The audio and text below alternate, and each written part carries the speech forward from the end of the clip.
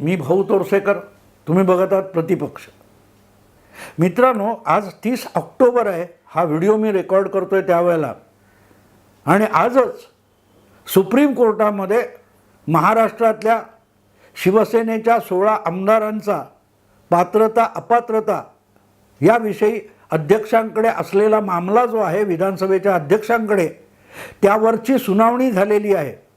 आणि अर्थातच सुप्रीम कोर्टाने किंवा सरन्यायाधीशांनी विधानसभेचे अध्यक्ष राहुल नार्वेकर यांना कसे खडे बोल सुनावले हे सगळ्या मराठी माध्यमामध्ये ठळक आवाजात आणि ठळक शब्दात प्रसिद्ध झालेलं आहे. पण खडे बोल सुनवून काय झालं? ज्या 16 आमदारांच्या विरुद्ध सगळ्यात पहिल्यांदा अपात्रतेचे अर्ज उभाठा शिवसेनेकडून करण्यात आला होता, त्या 16 आमदारांना आजसुद्धा 16 महिने उलटून गेल्यानंतर अभय मिळालेला आहे. 30 जून 2022ला महाराष्ट्रात सत्तांतर झालं. त्याच्या एक दिवस आधी उद्धव ठाकरे यांनी राजीनामा दिला होता, आणि 30 जून 2022ला नव्या सरकारचा शपथविधी झाला. त्याला आज 30 ऑक्टोबर रोजी 16 महिने पूर्ण झालेले आहेत. पण अजूनही ते सगळे 16 आमदार, ज्यापैकी एका आमदाराचं नाव मुख्यमंत्री शिंदे असं आहे. आता गंमत अशी आहे मित्रांनो, एकनाथ शिंदे असं त्यांचं नाव आहे, आणि मुद्दा असा आहे की ते अपात्र ठरवण्यासाठी कोर्टाच्या इतक्या पायऱ्या झिजवल्यात की आता शेवटी कोर्टालाच पायऱ्या उरतील की नाही एवढं वाटतं. इतके उभाठा नेत्यांनी वेगवेगळ्या कोर्टाच्या पायऱ्या झिजवलेल्या आहेत. अगदी सुप्रीम कोर्टाच्या वर दबाव आणून अध्यक्षांनी तातडीने निर्णय घ्यावा, अध्यक्ष वेळकाढूपणा करतायत, याच्यासाठी एकामागून एक याचिकांचा भडीमार केला आहे. आणि फक्त उभाटा शिवसेना नाही, सगळीच्या सगळी माध्यमात येणारे तथाकथित घटनातज्ञ, कायदेतज्ञ या सगळ्यांनी दबाव निर्माण केला आहे. पण 16 महिने संपून गेले आणि अजूनही ते 16 आमदार, त्यांची आमदारकी अबाधित आहे. आणि त्यापैकी एक असलेले मुख्यमंत्री एकनाथ शिंदे यांची आमदारकीसुद्धा अबाधित आहे. काल परवा देवेंद्र फडणवीस, मी पुन्हा येईन असं काय ट्विट झालं आणि त्याच्यावरून गदारोळ झाला, तेव्हा लगेच बघा आता परवा चालले 30 ऑक्टोबरला एकनाथ शिंदे यांची आमदारकी गेली, आणि आमदारकी गेली की ते मुख्यमंत्री राहणार नाहीत, म्हणूनच देवेंद्र फडणवीस सांगतायत की मी पुन्हा येईन. हा सुद्धा माध्यमातून डंका पेटला गेला, पण प्रत्यक्षात काहीही झालं नाही. आणि आज 30 तारीख उजाडली आणि मावळली सुद्धा, पण अजून सगळेच्या सगळे 16 आमदार, त्यांची आमदारकी अबाधित आहे. आणि अर्थातच जो उद्धव ठाकरे आणि त्यांच्या गोतावळ्याचा किंवा त्यांच्या वकिलांचा आरोप आहे की विधानसभेचे अध्यक्ष राहुल नार्वेकर हे जाणीवपूर्वक वेळकाढूपणा करतायत, या विषयात कुठलाही निर्णय घेत नाही आहेत, सुनावणी करत नाहीत, सुनावणी पूर्ण करत नाही आहेत.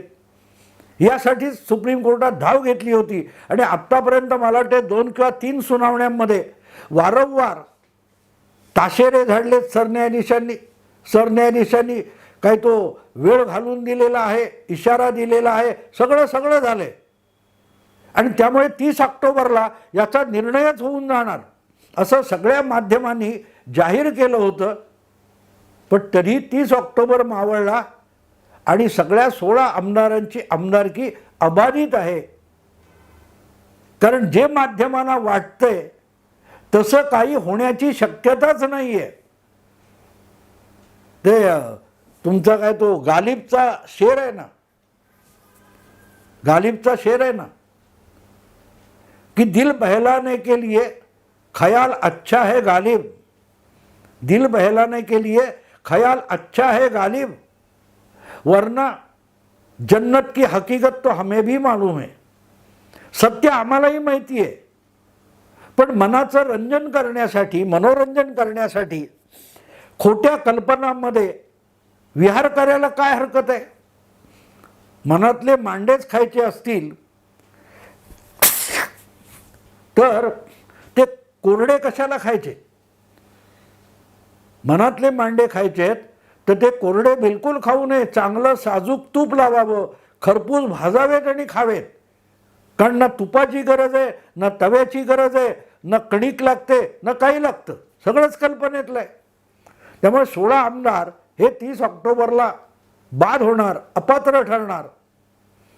आणि जर 30 ऑक्टोबरपूर्वी अध्यक्षांनी काही केलं नाही, मित्रांनो लक्षात घ्या, अजूनसुद्धा 30 ऑक्टोबर संपल्यावर कुठल्याही अपात्रतेच्या अर्जावर प्राथमिक सुनावणीसुद्धा सुरू झालेली नाही आहे. मग वेळापत्रक द्या. सुप्रीम कोर्टाने ताशेरे झाडले, सुप्रीम कोर्टाने ताकीद दिली. काय झालं? वेळापत्रक दिलं गेलं, काय असेल ते आम्हाला आवडलेलं नाही, अमुक नाही. आम्ही मुदत देतोय 31 ऑक्टोबरच्या आत, 31 डिसेंबरच्या आत, म्हणजे 2023 हे वर्ष संपण्यापूर्वी याविषयी निर्णय घ्यावा, नाही तर आम्हाला निर्णय घ्यावा लागेल, असं सरन्यायाधीशांनी सांगितलं. अगदी लेखी असेल सांगितलं. म्हणून काय होईल याचा विचार करा मित्रांनो. तुम्हाला सांगायचं ते सांगा. अगदी तुम्हाला माहिती आहे ना, सध्या तिकडे मध्य पूर्वेमध्ये, पश्चिम आशियामध्ये इस्रायल आणि हमास किंवा इस्रायल आणि काय ते पॅलेस्टाईन यांचं जोरदार युद्ध चालू आहे. आणि यामध्ये राष्ट्रसंघाने हस्तक्षेप करण्याचा प्रयत्न केला, तो इस्रायलने धुडकावून लावलेला आहे. युद्ध ताबडतोब थांबलं पाहिजे, हा राष्ट्रसंघाचा आदेश आहे, प्रस्ताव पास झालेला आहे. पण युद्ध थांबलंय मित्रांनो? नाही थांबलेलं. कारण तो जो काय प्रस्ताव आहे तो नुसता इस्रायलने धुडकावला असं नाही, हमासने पण धुडकावलेला आहे. कारण तो पॅलेस्टाईन हा जरी राष्ट्रसंघाचा सदस्य असला तरी हमास हा राष्ट्रसंघाचा सदस्य नाही. त्यामुळे हमास जर राष्ट्रसंघाचा आदेश मानत नसेल आणि आमच्यावर रॉकेट सोडली जात असतील, आमचे जीव धोक्यात असतील, त्यापासून जो राष्ट्रसंघ आम्हाला वाचवू शकत नाही, म्हणजे इस्रायलला वाचवू शकत नाही, त्याने आम्हाला शहाणपण शिकवू नये. सदस्य आहोत म्हणून ही इस्रायलची भूमिका आहे. राष्ट्रसंघाच्या ज्या मर्यादा आहेत त्याच भारतीय राज्यघटनेनुसार सुप्रीम कोर्टाच्या सुद्धा मर्यादा आहेत. सुप्रीम कोर्टाने आपला दुसऱ्या स्वयंभू संस्थेच्या कामात हस्तक्षेप करायचा नसतो. जोपर्यंत संसद किंवा कायदेमंडळ, जोपर्यंत सरकार कुठला निर्णय घेत नाही, तोपर्यंत त्यावर काही आदेश देण्याचा आणि ढवळाढवळ करण्याचा कुठलाही अधिकार सुप्रीम कोर्टाला पण नाही आहे. पण इथे मला असं वाटतं की सुप्रीम कोर्ट हे अधिक्षेप करतंय. आपला जिथे अधिकार नाही तिथे अधिक्षेप करतंय. आणि त्यामुळे आमचा सन्मान राखा, मग तुम्ही सुद्धा विधानसभेचा आणि विधानसभेच्या अध्यक्षपदाचा सन्मान राखला पाहिजे. आणि हे फक्त तुमचे काय म्हणतात ते राहुल नार्वेकर म्हणतायत असं समजू नका. पहिलं UPA 2004-05 साली ज्या वेळेला सोनिया गांधींचं बाहुले पंतप्रधान, मनमोहन सिंग देशाचे पंतप्रधान होते, त्यावेळेला सुद्धा झारखंड विधानसभेमध्ये बहुमताचा प्रस्ताव अमुक दिवशी संमत करून घ्या असा आदेश किंवा निर्णय सुप्रीम कोर्टाने दिला होता. तो धुडकावला जातोय म्हटल्यावर घटनात्मक पेच प्रसंग उभा राहिला होता. आणि त्यामुळे लोकसभेचे सभापती सोमनाथ चॅटर्जी खवळले होते की हा सुप्रीम कोर्टाचा विधिमंडळात, कायदेमंडळामध्ये हस्तक्षेप आहे. तेव्हा आज ज्यांना मोठं सगळा काय म्हणतात ते घटनेचं प्रेम उफाळून आलेलं आहे, अगदी डावे पक्षसुद्धा त्यांनी विसरू नये, त्यांच्याच पक्षाचे सोमनाथ चॅटर्जी होते, UPAचेच होते, काँग्रेसचेच होते. तर नाना पटोले आणि जी काय आपली अक्कल पाजळत आहेत पृथ्वीराज चव्हाणजी आपली अक्कल पाजळत आहेत, त्यांनी विसरू नये की त्यांच्याच UPAचे जे सभापती लोकसभेचे होते त्यांनी सुद्धा सुप्रीम कोर्टाच्या अशा अधिक्षेपावर जोरदार आक्षेप घेतलेला होता. आणि त्यामुळे आता परिस्थिती अशी आहे की ती वेळ मारून नेली गेली. पण आज परिस्थिती अशी आहे की आता परत 30 नव्हे 60 दिवसाची मुदत वाढवून दिली. 60 पण नाही 62 दिवस म्हटले पाहिजेत. नोव्हेंबरचे 30 आणि डिसेंबरचे 31 अधिक ऑक्टोबरचा 1 असे 62 दिवस विधानसभेच्या अध्यक्षांना सुप्रीम कोर्टाने वाढवून दिलेले आहेत. 31 डिसेंबरपर्यंत तुम्ही या विषयात निर्णय घ्या, नाहीतर आम्हाला काही करावं लागेल. आता प्रश्न असतो की सुप्रीम कोर्ट करून करणार काय? जो अधिकारच सुप्रीम कोर्टाकडे नाही, तो अधिकार आपल्याकडे आहे असं सुप्रीम कोर्टाने गृहीत धरलं तर ते महाराष्ट्राची विधानसभा किंवा देशातली विविध कायदे मंडळ मान्य करतील किंवा नाही हा सुद्धा एक घटनात्मक प्रसंग आणि पेच प्रसंग असू शकतो. तेव्हा सरन्यायाधीशांना बोलायला काही जात नाही. पण एक गोष्ट लक्षात घ्या मित्रांनो, सरन्यायाधीश काय म्हणाले, याला घटनेच्या पलीकडे जाऊन काहीही अर्थ नसतो. कारण सरन्यायाधीश आणि सुप्रीम कोर्ट सुद्धा घटनेपेक्षा मोठे नाहीत. देशाची सर्वोच्च व्यासपीठ संसद आहे. लोकसभा आणि विधान काय ते लोकसभा आणि राज्यसभा आहे. पण त्यांनी घेतलेले निर्णय सुद्धा तपासून घटनेच्या चौकटीत आहेत की नाही हे ठरवणं हा सुप्रीम कोर्टाचा अधिकार आहे. पण संसदेने हा कायदा तात्काळ पास करावा, सभापतींनी असले काही कायदे आणावेत, प्रस्ताव आणावेत अशी सक्ती सुप्रीम कोर्ट कायदे मंडळावर करू शकत नाही. तशीच संसदेच्या पीठासीन अधिकाऱ्यावर, कायदे मंडळाच्या पीठासीन अधिकाऱ्यावर आपले आदेश सुप्रीम कोर्ट काय हायकोर्ट काय कोणीही लादू शकत नाही. कारण तो लादला तर तो झुगारण्याचा अधिकार सुद्धा घटनेने कायदे मंडळाला दिलेला आहे. आणि मी त्याचं उदाहरण दिले. नाना पटोले असताना सुप्रीम कोर्टाचा समन्स किंवा नोटीस घेण्याची सुद्धा गरज नाही. हा प्रस्ताव महाराष्ट्राच्या विधिमंडळाने संमत केलेला आहे आणि त्यावर सुप्रीम कोर्ट कुठलीही कारवाई करू शकली नव्हती. हे लक्षात घ्या मित्रांनो. इथे गंमत अशी आहे मित्रांनो की सुप्रीम कोर्टाने 31 तारीखपर्यंत 31 डिसेंबरपर्यंत वेळ दिलाय. मग वेळ काढूपणा कोण करतंय? तुमचं म्हणणं असं आहे की आम्ही निर्णय देऊन आता 6 महिन्यापेक्षा अधिक काळ झाला का? एप्रिल मे मध्ये तो सुप्रीम कोर्टाचा निर्णय आलाय घटनापीठाचा की याविषयी सभापतींनीच निर्णय घ्यावा. व्हीप कोण असेल किंवा पात्रता आहे की नाही हे ठरवण्याचा अधिकार हा विधानसभेच्या सभापतींना, अध्यक्षांना आहे. आणि म्हणून ते प्रकरण आम्ही त्यांच्याकडे सोपवतोय. हे जर तुम्ही ठरवून दिलं, त्यानंतर 6 महिने होऊन गेलेत आणि जर अध्यक्ष त्यावर वेळ घेत नाहीत, म्हणून सुप्रीम कोर्टसुद्धा आणि उबाठा सेनासुद्धा वेळकाढूपणा असल्याचा आरोप करते. आणि तो आरोप चुकीचा आहे असं माझं अजिबात मत नाही. आजपर्यंत देशाच्या विविध विधानसभांच्या अध्यक्षांनी असाच वेळकाढूपणा केलेला आहे. पण त्यावर सुप्रीम कोर्ट काहीही करू शकलं नाही, ही सुद्धा वस्तुस्थिती आहे. त्यामुळे आजच सुप्रीम कोर्टाने असा आपला निर्णय जर विधानसभेवर लादण्याचा प्रयत्न केला तो झुगारण्याचा अधिकार सुद्धा विधानसभेला आणि विधिमंडळाच्या अध्यक्षांना आहे, हे विसरता कामा नये. आता आपण थोडा विचार असा करू की समजा 31 डिसेंबर ही जी तारीख दिलेली आहे सुप्रीम कोर्टाने घालून दिलेली, मुदत घालून दिलेली की या दिवसापूर्वी अध्यक्षांनी ह्या पात्रता अपात्रतेचा निर्णय घेतलाच पाहिजे.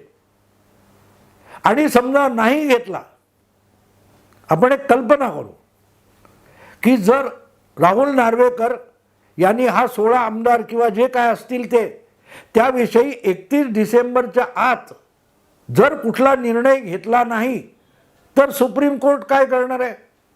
सुप्रीम कोर्ट असं दिसतंय, असं भासवलं जातंय की सुप्रीम कोर्ट या सगळ्या सुनावण्यांचा विषय आपल्याकडे घेऊन त्याविषयी सुनावणी सुरू करेल.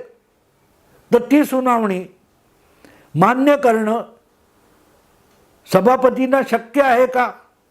तो विधिमंडळाच्या कामकाजातला हस्तक्षेप ठरू शकेल. आणि म्हणूनच तो जो काय पात्रतेवरच्या सुनावणीला पहिल्यांदा तशी सुनावणी सुप्रीम कोर्टात होऊ शकते का, कुठल्याही कोर्टात होऊ शकते का, यालाच आव्हान दिलं जाईल. जे कोणी आज एकनाथ शिंदे यांचे हरीश साळवे ते नंदकिशोर कौल असे वकील आहेत, ते अशा सुनावणीला थेट आक्षेप घेतील की जो अधिकारच सुनावणी घेण्याचा सुप्रीम कोर्टाकडे नाही आहे, त्यानुसार तुम्ही सुनावणी घेता, ही सुनावणी घेण्याचा अधिकार सुप्रीम कोर्टाला आहे का, याच्यावरच युक्तिवाद सुरू होतील. आणि ते कधी संपतील त्यासाठी घटना आजवरचे निर्णय, घटनेची विविध कलम याचा किती कीस पाडला जाईल याची कल्पना करा. आम्ही अधिकार आमच्या हाती घेतला, आम्ही सुनावणी केली अशी मनमानी सुप्रीम कोर्ट सुद्धा करू शकत नाही. त्यामुळे जे काय सुप्रीम कोर्टाने मुदत दिली आहे ते ठीक आहे, पण ती स्वीकारली नाही किंवा ती मुदत ओलांडली तर सुप्रीम कोर्ट काय करू शकेल याच्यासाठी सुद्धा खूप अनेक मर्यादा आहेत. आणि त्या मर्यादा जर सुप्रीम कोर्ट ओलांडणार असेल तर ते विधानसभेने झुगारलं तर मग, किंवा विधानसभेच्या अध्यक्षांनी झुगारलं तर मग घटनात्मक पेच प्रसंग निर्माण होतो. त्यामुळे तो पेच प्रसंग सोडवण्यासाठी परत एकदा घटनापीठाची निर्मिती करावी लागेल, स्थापना करावी लागेल. की एखाद्या विधानसभेचे अध्यक्ष किंवा ती विधानसभा सुप्रीम कोर्टाचे आदेश जुमानत नाही, अशा वेळेला सुप्रीम कोर्टाचे अधिकार किती व्यापक आहेत किंवा किती मर्यादित आहेत याचा उहापोह करणारी एक वेगळी सुनावणी सुप्रीम कोर्टातच करावी लागेल. हे अधिकार आम्हाला आहेत. हे कायद्याच्या आणि घटनेच्या चौकटीत बसून सुप्रीम कोर्टाला आधी सिद्ध करावे लागतील की हे आपले अधिकार आहेत, ह्या अधिकारांचा आम्ही वापर करणार आहोत. तर तो अधिकार त्याच घटनेतून, राज्यघटनेतून कसा येतो हे आधी सुप्रीम कोर्टाला सिद्ध करावा लागेल. म्हणजेच 16 आमदारांच्या अपात्रतेचा जो विषय आहे तो विधिमंडळ आणि उबाटा शिवसेना किंवा इतर पक्ष असतील त्यांच्यापुरता न राहता विधानसभेचे अध्यक्ष आणि सुप्रीम कोर्ट यांच्यामधला एक डिस्प्यूट तयार होईल आणि त्याचा निर्णय घेण्यासाठी एक स्वतंत्र घटनापीठाची स्थापना करावी लागेल. जायचं असेल सुप्रीम कोर्टाला त्या दिशेने जाऊ शकतात, पण मग परत त्याचा निकाल येईपर्यंत 16 आमदारांचा विषय आणखीन ताणला जाऊ शकतो. मे महिन्यात झालेल्या निकालाला 30 ऑक्टोबरपर्यंत काही सुनावणी होऊ शकली नाही म्हणून सुप्रीम कोर्ट 2 महिन्याची मुदत वाढवून देतं. हा सुद्धा वेळकाढूपणा नाही आहे का मित्रांनो? साधा सरळ विषय की वेळकाढूपणा होतो हे तुम्ही वारंवार सांगताय, मग तुम्ही आजच तो सगळा विषय आता आम्ही हाताळतो, आम्हीच सुप्रीम कोर्टात सुनावणी घेतो असं सुप्रीम कोर्ट आणि सरन्यायाधीश आजच म्हणू शकले असते, पण त्यांनी म्हटलेलं नाही. इथेच लक्षात येतं की सुप्रीम कोर्टाला आपल्या अधिकाराच्या मर्यादा पूर्णपणे माहिती आहेत, त्याची जाणीव आहे. म्हणूनच तो विषय पुढे सरकू शकलेला नाही. 2 महिन्याची मुदत अधिक देण्यात आली. थोडक्यात विधानसभेच्या अध्यक्षांनी या 16 आमदारांच्या विषयात जो वेळकाढूपणा चालवलेला आहे त्याचं तुष्टीकरण सुप्रीम कोर्टाने केलेलं आहे. शब्द बघायला गेलात तर ताकीद दिलेली आहे, खडेबोल सुनावलेले आहेत, इशारा दिलेला आहे, सगळं आहे. पण तरीही 2 महिन्याची मुदत वाढली म्हणजेच वेळकाढूपणाला चुचकारण्याचा प्रयत्न सरन्यायाधीशांनी सुद्धा केलेला आहे. असो मित्रांनो, आत्ता इथेच थांबतो. आवडलं लाईक करा, शेअर करा, सबस्क्राईब करा. नमस्कार.